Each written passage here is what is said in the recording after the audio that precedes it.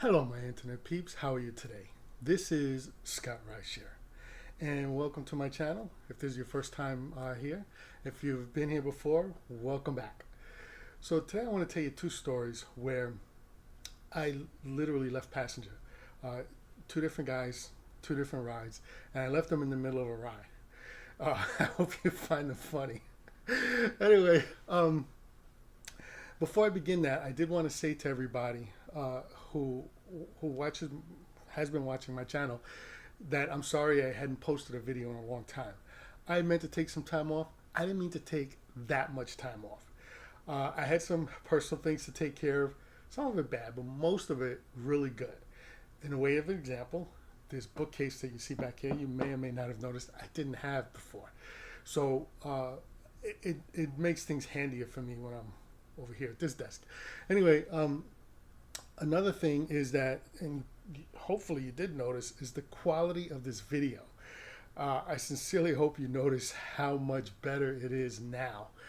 The quality of the video is something that has been bothering me since I started my first channel, and now that I'm at this channel and made so many videos with it, it's something that was on my mind. So anyway, I hope you notice it, and I hope you actually like the quality of this video better. Anyway, to get to my stories, the first one happened probably about close to a year and a half ago. It was when I was still very new to rideshare, and I get this call. I get the guy. He gets in the car, and I swipe to start the ride. Okay, and he.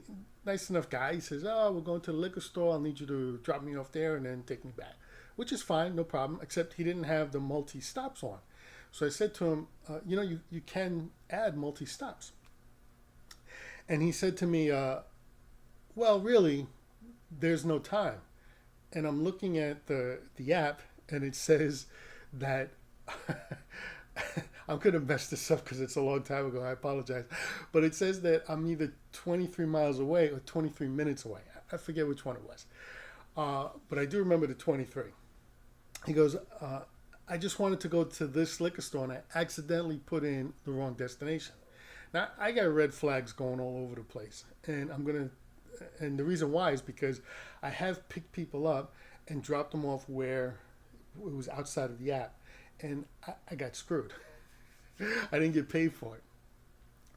And when I've tried to contact Uber about it, they kind of just come back with issue resolved, and it's a pain in the neck to get your money. So this happened to be Lyft. And Lyft is a lot easier, but still, I had red flags going. Now, my guess is because the liquor store is like right next to him, that he was having trouble getting drivers in the past. So he put this long distance ride so that a driver would come pick him up. Which, I mean, I kind of get, as a driver, you don't want those short rides. You kind of want the longer ones. And as a passenger, when you need a ride, you need a ride. You know what I'm saying? So, but I'm in the car with, the guy's in the car with me. And I'm telling him how to, to do this in the app. And he's going, there's no time. Now, it was a short ride. With no traffic and no lights or anything, maybe a minute and a half away from where he was. But because of traffic and everything, it was more like 5-6 minutes, traffic and lights. So he had time to fix it in the app, but he just wasn't doing it. So at this point, I said, well, when I dropped him off, as I'm dropping him off, I'm thinking to myself, at this point, if he is going to try to pull something over so I don't get paid, I'm not losing that much because it didn't take me long to drive to him, and it didn't take me long to get to his spot. So if I lose it, I lose it. I'll just move on. So as soon as he gets out of the car, I finished the ride and I took off. Now I should have put it down in the ratings what happened. You always want to do that when you're a driver. You want to document what happened, so that if the guy comes back and complains about you, you already have it documented what happened. And whether you lower his rating or not is kind of up to you. I don't think I did. I think I just gave him a 5-star and just moved on. I was like, whatever, and I just left. Okay. Now, the second time it happened wasn't that long ago. It was maybe 5 or 6 months ago. And I get this ride, and I'm driving down the street to pick the person up. And I see the person walking out towards the car to meet me. Now, that gave me an indication that he was looking at the map and watching me drive down the street. It's also, especially the way the street was set up. It wouldn't just be a random car. That's not like, it wasn't like a through street. It's hard to explain. Florida's a little wacky. South Florida's a little wacky, with their little communities built all over the place. But anyway, he comes walking out to meet me. All right, and he gets in a car, and right away he says, "I'm not David." Not his real name, by the way, but David was the name of the person on the app in this story. I'm changing the names to protect the innocent. So, so I go, okay, no problem, no big deal. And as I'm turning the car around, he goes, I just wanted to go get my keys and come back. And on the app, it doesn't say 2 stops. It says 1 stop. And I said to him, sure, no problem. Can you text David and have him fix it in the app? I'll pull over and see if I could find it myself. Now, the first story, I didn't know how to edit, or even that you could edit it. But since then, I've had some experience, and I know that you can edit the destination, and I believe you can even make it multi-stops. Whether you can or can't, it doesn't matter. I could work around it, but I know you can edit it. And I asked him where is it he wanted to go, and he gives me these cross streets that are like 7 minutes south of where we were. However, the destination in the app was like 20 minutes north of where we were. So I got all kinds of red flags going off on this guy. And part of it is because that if it wasn't him who actually ordered the ride, how did he know to come out at this car at this time? It's not like he could have left the house and came down to meet someone if his friend said, oh, the car's on the way. He had to be out there waiting, looking. So my suspicion was that this was the guy who actually ordered the ride. He was claiming it wasn't him for whatever reason, which will hopefully be made obvious in a few minutes. So he ends up going to he says he can't get a hold of his friend for whatever reason. Now, if his friend's waiting for him at either destination, why can't he get a hold of his friend? I don't know. All right, people do things, they don't want to be bothered texting, on responding to people's texts all the time, whatever. But it didn't even appear to me as if he was trying or attempting to text this person as I'm searching for the address. So anyway, I asked him where it was he wanted to go, and he tells me, and I put that in, and the car starts telling us to go that way. So now at least it doesn't say in the app that I'm going north. Now at least it says I'm going south, which is, I'm feeling a little better, but I still have red flags going all over the place.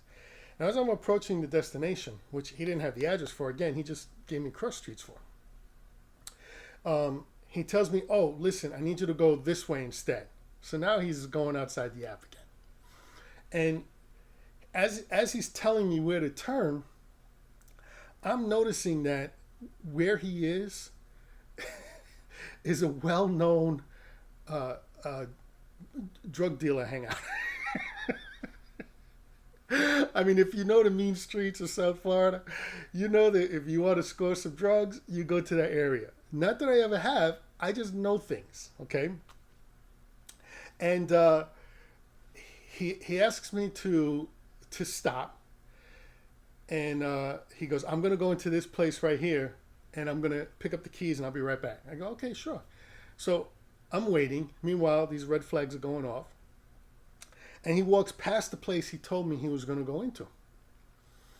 And I'm watching him, and he walks past the next place that he says he was going to go into, next to the place that he said he was going to go into. And then I notice from this particular store that you can score whatever you want to. Out comes a dude, and he starts walking towards my passenger. And the passenger starts walking towards him. And right away I'm going, this is a drug buy. Now look, personally, I don't care what people do, right? I don't really care. Just don't involve me in your crap, okay? The thing was, though, is that what if there happened to be an undercover cop sitting there watching what was going on? Now all of a sudden, I'm an accomplice. So I turned the car around. I took off. I ended the ride and I took off. Then, as soon as I rounded a corner and got to a safe spot where I could park, not that I was really worried, but I went to a part that was where they couldn't see me, and I could park and start typing. I gave the guy a 1-star rating, and I explained exactly what happened. And I said that I believed there was a drug buy, and I explained why.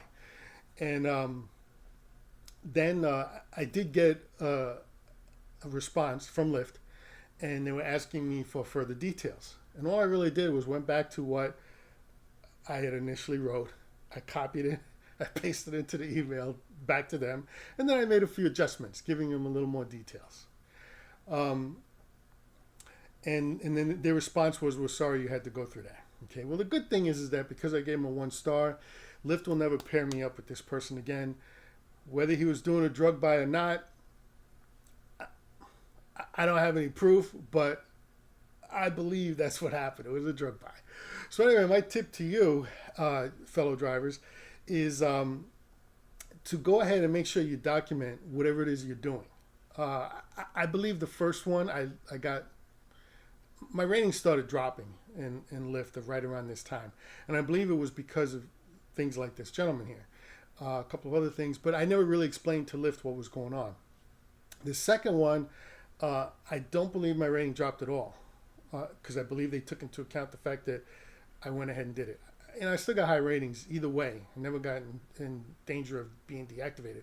But, you still want to document these things just in case the passenger tries to blow back at you. Okay?